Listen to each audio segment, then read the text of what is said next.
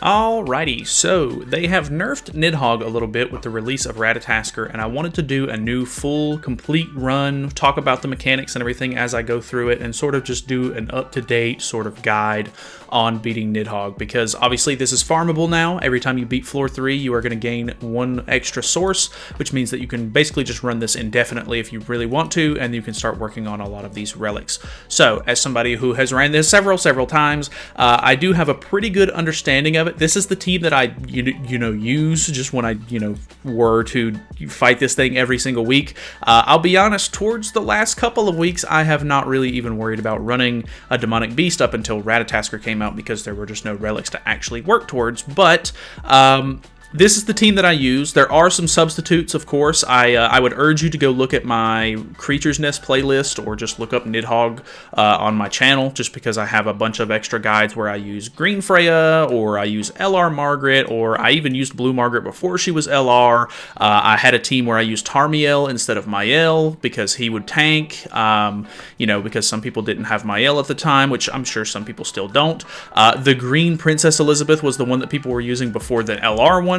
But this is the more up-to-date, complete team. I think ideally you're going to want to run the Goddess team when it comes to Nidhoggr at this point, just because of the fact that Freya's Holy Relic has a lot of Goddess wording in it, and you get a lot of boosts for running full Goddess team, and she becomes a Goddess herself with the Holy Relic active. And, of course, we do have the LR Elizabeth as well, and just the whole setup is really nicely built towards running goddesses. Actually, I kind of meant to show Margaret there. Margaret, if you don't know, needs goddess allies to work, and she is technically the Nidhoggr unit. So it kind of locks you down into, if you want to use the unit for the fight and you want to use the Holy Relic that's designed for the fight, you're basically just going to have to run a full Goddess team. So we are going to be using the Dogs card set here. I use it because a lot of the cards that you use in this fight are single targets. I guess you could use the Deer card set if you really want to, because it's like a basic stat boost, which is still fine. I guess that one's just personal preference for me, because you have a really nice single target with Mael, you have a really nice single target with Freya. She has a single target. She does have an AoE. There's AoEs on a couple of the characters and everything, but it's not too crazy. So my setup is a little bit weird in the sense that I use Freya as my tank, and I know that that's not normal for a lot of people. A lot of people like to use Elizabeth as their tank, and that's completely understandable. I think if you're going to do that, that's completely fine. Just make sure that you move your Tarmiel link over to her, and then you make sure that she has the lowest HP on the team. I like Freya in this sense because, this Liz is LR. She has a pretty high HP stat at this point. You could swap her over to like attack crit if you want to. I do have an attack set for her. Just make sure that whenever you do put the gear set together, whoever you're wanting to tank, try and make a rare orb or rune and make it with recovery rate rolls. This is going to make it to where you're going to gain HP back with Tarmiel a little bit better, and you should be able to tank more hits maybe a little bit more consistently. So this is the setup that I use. I do use Freya as my tank. Obviously, like I said, you could swap the Sariel link over to her because she does do a lot of damage once you have this team sort of built up and everything. But yeah, I prefer the red Freya because the green one has 2 single targets, and if you're running 2 single targets, they both have stance cancel on. And if you're running Summer Ludociel, she also has a stance cancel as well. So that's a lot of stance canceling. In the later phases, you don't want to stance cancel too many times, especially in Floor 3 Phase 2. So it's a little bit of, it could be, you could get your hand clogged up with cards that you really don't need to be using. So with all of that out of the way, I'll have chapters and everything if you want to skip through this or whatever if you need to. If you're new to the channel, feel free to subscribe. But let's do this thing. So floor 1 is very simple. They nerfed this one a while back. I typically like to throw out at least the Freya AoE card just at the beginning here to make sure that I can try and just get, some basic stats rolling. Her, I think it's her passive or her relic one. I think it's the passive where you build it up by using her cards and it increases your allies, I think, pierce rate and some other stats. So I typically like to try to use her AoEs basically as much as possible. Anytime I grab those, just spam them. You don't need them for anything in particular unless you're just trying to save cards and you don't want to stance cancel too much. So Floor 2, or phase 2 on all 3 floors is where you need the stance cancel cards. This is where he is going to have these damage reduction sort of buffs on. So you can see final damage decreased is by 20% per buff, so it has 60% on. You can use a couple of these stance cancels really quickly. I have a couple of these cards, so I might as well throw some of them out. You could potentially try to use some Liz cards here, get some, you know, ultimate move gauge, push towards her ultimate. That way you get the attack-related stats and everything, push towards everybody else's ultimate. Just depends on kind of what you want to do. Like I said, the first floor is pretty easy nowadays. It's basically just a DPS fest. The final phase used to be a lot harder because you would have to worry about stalling a little bit, trying to make sure that you have the right cards and everything, but for the most part, it's not too bad. So one thing to note here is that this extort card can be detrimental. You know, if you're using your Liz to tank, she might actually tank a little bit better, but when I use Freya, it can get a little bit close. If he uses like some really high ranking cards, like back to back to back, she can actually die in this phase. It might be better for you to try to throw on like the defense related. I can't remember though. I think he might even have a buff cancel. I don't think he does on this phase, actually. It might be in the later floors. So at this point, because she's missing a little bit of health, we can throw out the Margaret card. He's kind of close to dying anyway. This is going to cleanse us, so he's going to lose his extort. I think we just go ahead and throw these out. I think that might kill. I'm not 100% positive on that, and I'm going to waste that because I really don't want it in my hand. So realistically, the idea is to go into the final phase here with a couple of like higher ranked cards, like attack cards preferably, because those are the ones that you're actually going to deal damage with. We don't kill, so that actually might be for the best. We can use this turn a little bit more to set up, try to grab a couple higher tier cards. Okay, we insta-merge into a level 2 there.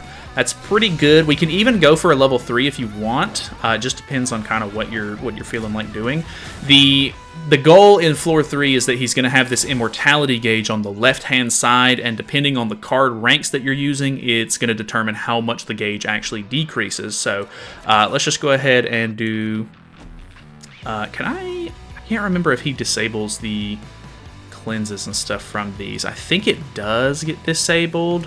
I think I'm going to throw this out regardless. Maybe just merge this, use this to kill, and then I guess I'll just go ahead and use this ultimate. Like I said, I'm already pretty much at full health. It's not going to be a huge deal. He does have a damage cap on floor 3, so that is going to be a little bit of a hindrance. Oh, because I'm disabled, I don't do as much damage there. That's okay. Not a big deal. We can kind of stall, grab a couple of more cards and everything. These ults are going to be fantastic. I think, if I'm not mistaken, the ults act like level 2 cards in the sense that they remove the same amount of ultimate move gauge, or not ultimate move gauge, but immortality gauge from the monster on phase 3. So he does put up a stance here. Not a huge deal. We can just stance cancel that. Might as well just push for Liz's ultimate one more time. We can stance cancel, use this to get rid of it. And I guess I'm just going to throw out this Mael card since it's a level 1. Since we have a bunch of ultimates already in hand, we should be fine. Notably, if you do have Mael with a 5/6 or 6/6 ultimate, his debuffs that he applies are actually gray, which is very helpful because they can actually be applied to the boss later on in the fight. At some point, he becomes kind of debuff immune, and you can't really put debuffs on him if you have him at 4/6 or lower, which mine is 4/6. So the gray, or the sun, what are these called? Sunspots, which make him deal 20% less damage. Or no, deal damage dealt plus 20% for every sunspot applied to the target. If I'm not mistaken, I think he applies a different debuff, right? Brilliance of the Sun? No? I don't know. Either way, he's basically going to apply these buffs that are going to make you tank better. And if you have the higher level ultimate, it's preferred. So you could definitely do that if you want to. So at this point, this one gold card, because this fight has been nerfed so much, will actually take down the entire immortality gauge. So we might as well just use that, spam these ultimates, go ahead and move on. Since we're basically full health anyway, we're missing a little bit of health with Freya here, but the amount of damage that we're going to deal, pretty much damage cap every time, is going to lifesteal us back to full. So we should be in a really good position to move into floor 2. Obviously, with most of these demonic beasts, you want to be as full of HP as you possibly can be at the end of the fight, so that way you can move into the next floor without any problems. So that's floor 1. Nothing too crazy. It obviously gets, you know, it ramps up a bit going into floors 2 and 3. So let's hop over to floor 2. All right, so with floor 2, phase 1 has a little bit of a gimmick here where you can see that he has a blue immortality buff.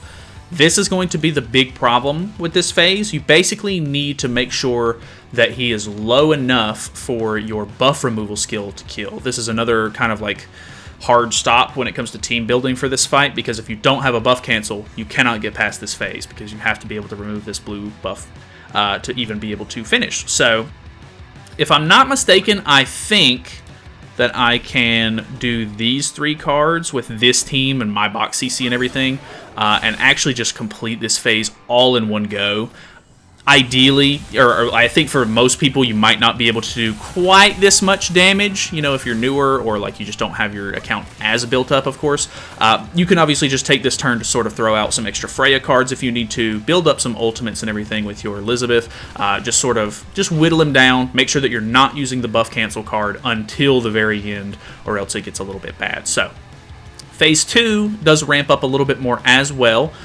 In this phase, he still has the 3 damage reduction buffs, but if you take away all 3 of them, he is actually going to gain an attack-related stat buff, which is not so good. So you want to make sure that if you are going to remove some, you only remove 2 at a time. I think he does reapply them every so many turns, but you definitely don't want him to get that attack-related stat, because then he's just going to deal more damage to you, and you're not going to be able to, you know, tank, you know, big hits and stuff like that. If he gets his ultimate, it can be a big problem. So nothing too crazy, but just make sure that you're not going overboard with the stance cancels. That's one of the reasons why I don't like Freya, or Green Freya, with Margaret. I think if you're going to run either or, you would probably want to run Green Freya and then LR Margaret probably instead, so that way you don't have too much stance canceling going on, because Miles' ultimate also has stance cancels, so you can end up with way too many stance cancels in hand, and then you're going to be in kind of a bad position. So let's use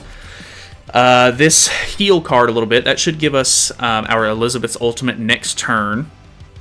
I'm kind of just clogged. I don't have the greatest hand here. I think I'm just going to throw some of these cards. Well, I guess I can use the buff card from Freya, or from Margaret here, just so that way I merge a couple more cards. I'm pretty sure her passive is going to give me some ultimate move gauge as well. In addition, if the hero skill use removes a buff.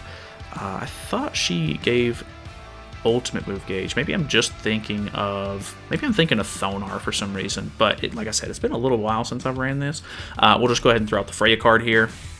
Shouldn't be anything too crazy. You can see Liz does some pretty decent damage. It's not like over the top crazy, and you could run her on attack crit if you wanted to, but I guess if you're going to make her tank, you might end up running her on attack, or, you know, if you do run her on HP, you just need to make sure that her HP is as low as possible, but she can deal some okay damage. That flood card actually does surprise me sometimes, so a couple more stance cancels in hand. We literally don't have any attacks other than the ultimate here. It should be fine in this scenario because we're going to kill him this turn anyway, but just note, if I don't kill him here, he is going to gain the attack related. So he actually does reapply all of his buffs. Just to show you, well, I actually can't remove all 3 without killing him, I don't think. So I'm going to use probably all 3 of these.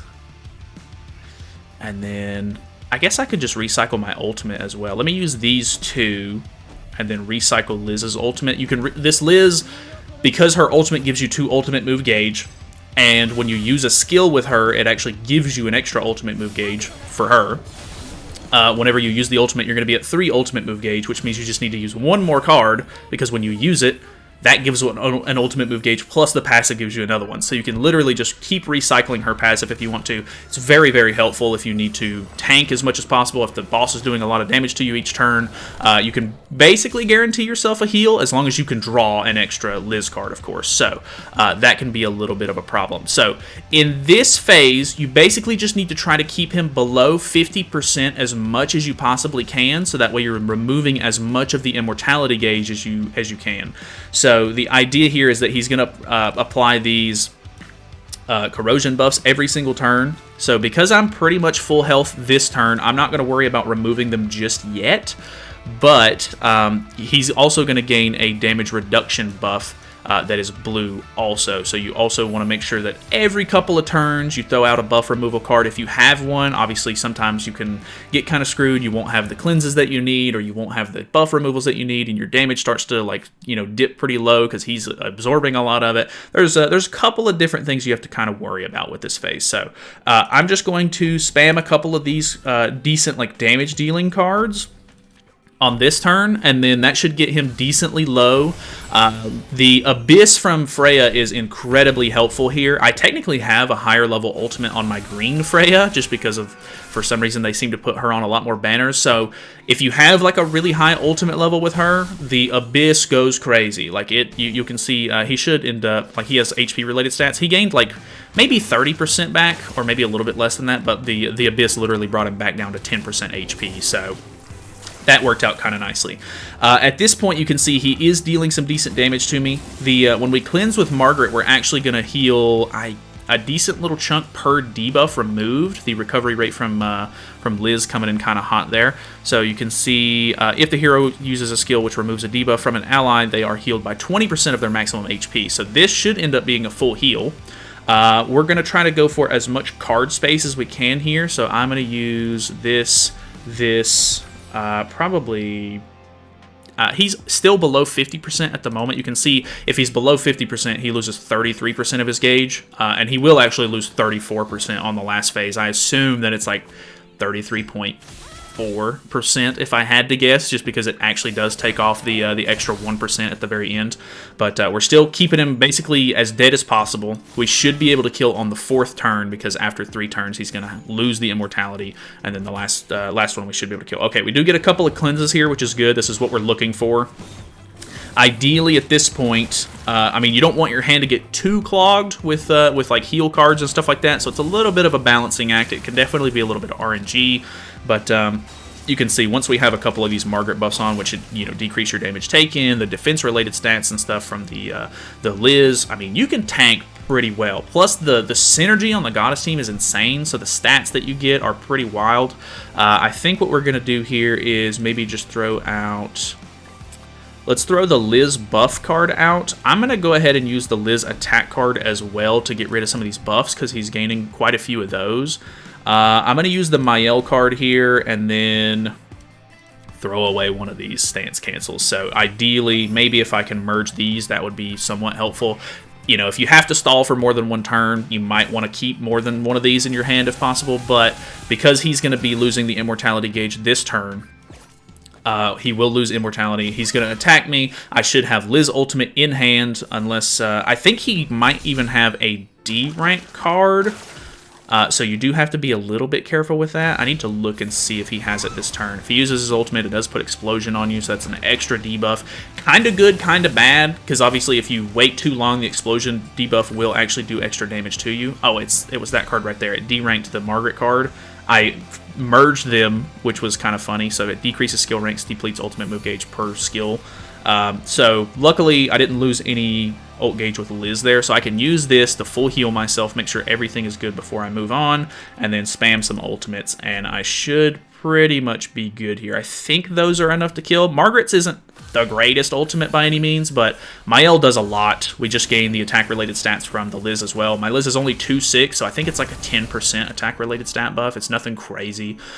You know, you could, if you have a higher level ultimate on her, you can do even more consistent, like, big damage and everything. It just is what it is. That's floor 2. A little bit of RNG, a little bit of mechanic stuff on the last phase there that you kind of have to, like, stall through, but let's move on to floor 3. Alrighty, so floor 3 can be a little tricky. On this first phase, he will gain immortality gauge depending on, I think, just how much you, like, what kind of skills and stuff you use, if I'm not mistaken. I'm not exactly sure. I think it just happens, like, every time you use a skill, maybe. If it's at 0 at the beginning of your turn, he will not have an immortality buff on. It will not get applied until his turn starts, if I'm not mistaken. So even if you get it down to 0 at any point, it's going to get it taken away, and you should be able to kill, even if it ends up being percentage later in the phase as you're still attacking and stuff like that. Ideally for this one, you can do this maneuver right here. If you have enough stats and your characters are built enough, you can use these 4 cards. 2 Freya cards will give you part of her passive. This card does a really good chunk of damage. The Mael cards are really good just because they deal a pretty good amount of damage in general, and you're going to kill here. So that's the ideal way to do it. If you cannot kill turn 1, you're basically just going to try to stall until you can get, I think it's all 4 ultimates in hand. It might be 3 ultimates to actually take the gauge all the way down to 0, no matter how high it is. I think they're 33% per ultimate that you use, and then you can kill with the 4th card. So just be aware that if you can't kill turn 1, you might want to try to just stall, build up some passives, get some recovery rate built up with the Liz passive and everything. Start trying to get some of the Freya cards built up and everything. Just move cards, use cards. Like if you need to spam Liz cards if you can, try to get her ultimate so that way you can start recycling her passive. Get as much ultimate move gauge as you can. That way you can just ult burst him down. Get his ultimate or his immortality gauge all the way down in 1 turn, and then kill him off with your 4th card. So it's a little bit weird. That's the way I prefer to do it, so I just don't even have to deal with it. Obviously, not everyone can do that, but before you were able to do that, you basically just get ults in hand, use those, get the immortality gauge all gone, then you kill. With this phase, you can see he has 4 stance.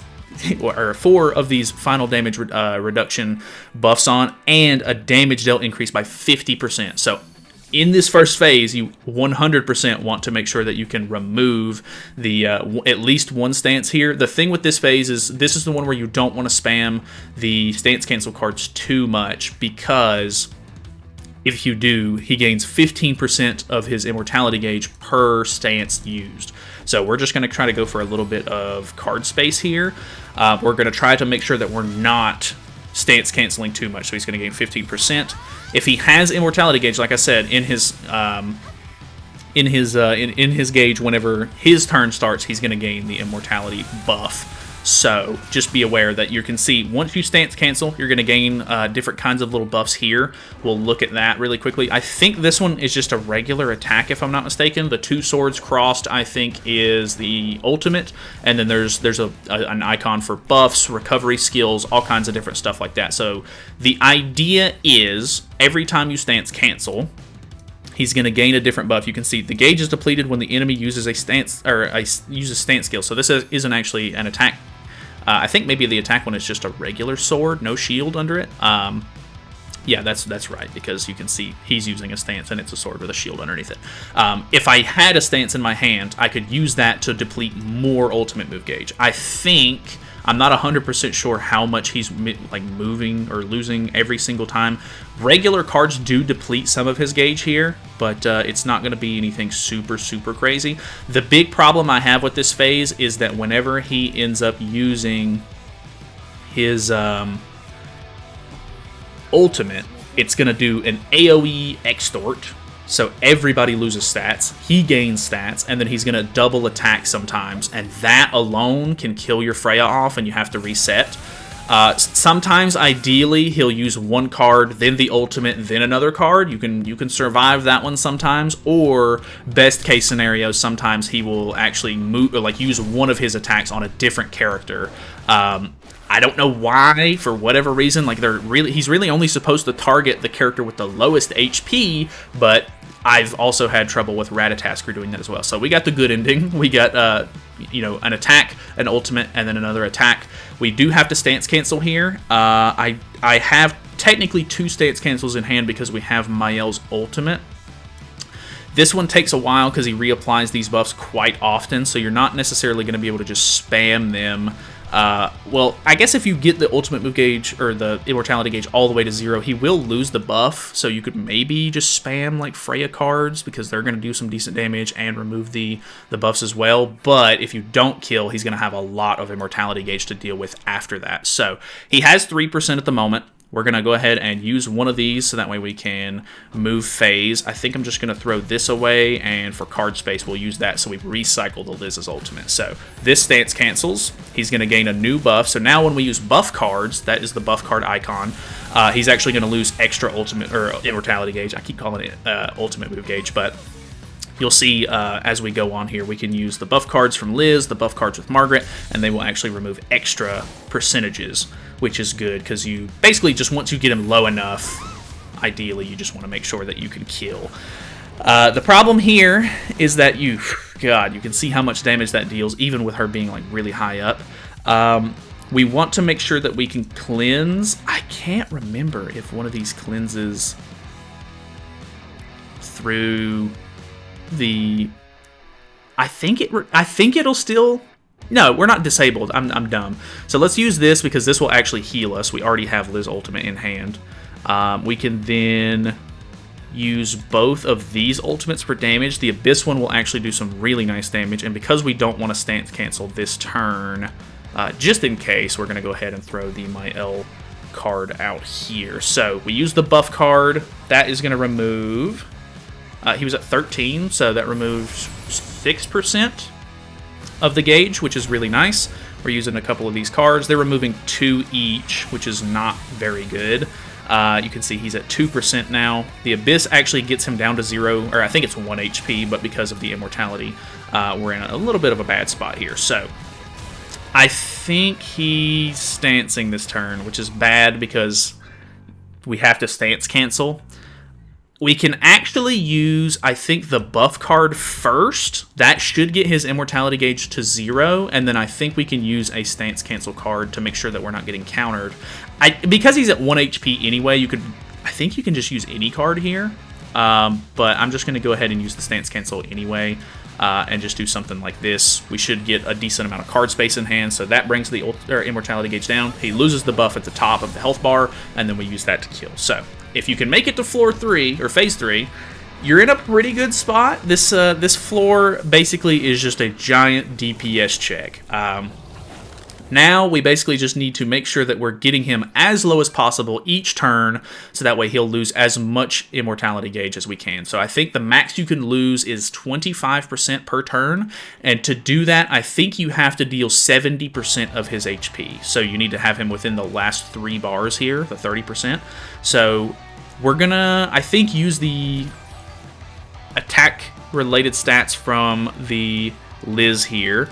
I'm going to go ahead and use a level 2 card. I think the damage that you deal in this stage is increased. He does not have a damage cap either, so you're going to be able to do some ridiculous amounts of damage here. I think I can basically just use those 2 cards, and I'm going to use this one for safe measure, but I think that might be overkill. These 2 cards might actually just end up killing, or not killing, but like getting him down. Yeah, you can see that 1 card alone was enough to bring him down almost where we needed him. So I kind of wanted to get rid of that stance cancel card out of my hand, and I probably should have, but just know that the damage that you're going to be dealing in this stage seems to be boosted. Now you can see that every time he loses, or I think it's every time that we push phase, he's going to lose, or every time a turn ends, sorry, he is going to lose a recovery stack.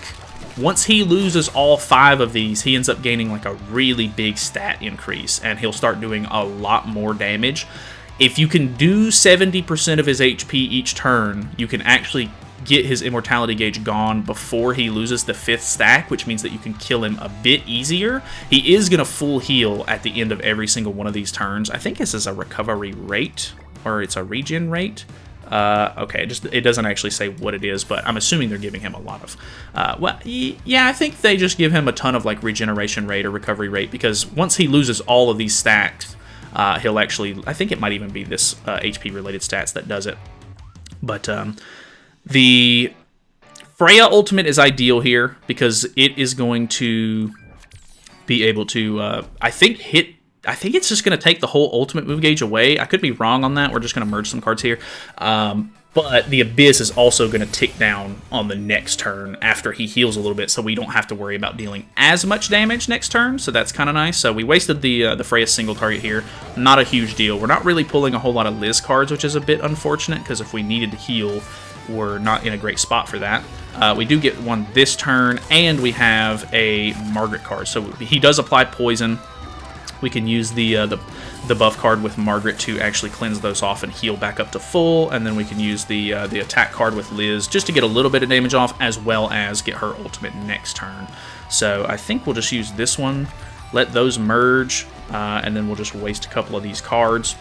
This one's kind of simple. Like with this team setup, Mael is going to be doing really, really good damage. Freya is going to be doing really, really good damage. And she's not even, like I said, she's built to be my tank, kind of. Like, she does have an attack crit set on, of course, but, you know, she doesn't have Sariel Link on. She has a bad recovery rate, sort of like orb or rune in the bottom right, which I guess that's not affecting her damage, really, but... you know, a couple of weird things. His ultimate applies a ton of ignites, so if you can, make sure that you are cleansing those off. He does also apply a reflect here, so you want to make sure that you can stance cancel at some point. If you need to just hold on to your Mael ultimates, you definitely can. I think we're just going to use that. That should end up like bringing him all the way down to 0. We can recycle the ult here with Liz just to make sure that we're topped up and we have it next turn just in case we need it. Doubt we will. But this is the last phase where we're going to do damage. This is going to bring the immortality gauge all the way down to 0 at the end of the turn. He's going to lose one more of his recovery stacks. Because he's not losing the last one, you can see he lost the HP-related stats as well. So at this point, if you can't kill him all in one go, he will actually stay at whatever HP he's at. I mean, minus like a little bit of life-stealing that he can do. But if you can't kill him in one turn, you will actually be able to whittle him down here, like, over time. He's not going to full heal every single time, but honestly, the ults and stuff, the recycling that you can do, the single targets that you have, they all just do so much damage anyway, so literally one-shot the boss because there's no damage cap. So, obviously, this one is very team-dependent. The Goddess team, they have unfortunately just kind of locked this one in to basically being Goddess team. I do have a run or two with different sort of Ragnarok teams that I've used over, you know, the couple of months before the Goddess team was really, like, super well built up. But for the most part, it's kind of locked in because the Relic, like I said, the character, they're both Nidhoggr specific and they're both Goddess characters. Obviously, Freya's not a Goddess, but the Relic does make her a Goddess, so that it just ends up being way more synergistic or adds more synergy if you're running a full Goddess comp. So if you have any teams that you're using that are not Goddesses or, you know, maybe could help somebody else out, the fight has definitely evolved quite a bit. It's gotten way easier than it used to be. Some of the new characters are just super, super good and power creep the fight quite a bit. So, you know, it's doable with newer characters. I think if you want to go look at Marili's channel, he does a lot of experimenting with different sorts of demonic beasts with, like, different comps, new characters that come out, stuff like that. He's experimented quite a bit with Nidhoggr for sure. So he definitely has a couple of teams that are not Goddess related. I obviously have a couple of them on my channel as well. Feel free to look those up if you need to. But that is the entirety of the fight. Some of it easier than other parts of it, of course. Obviously, it gets harder as you go on. But that is pretty much it for me. So thank you guys so much for watching. Hopefully you guys enjoyed it. Feel free to subscribe if you haven't already. I'll see you later.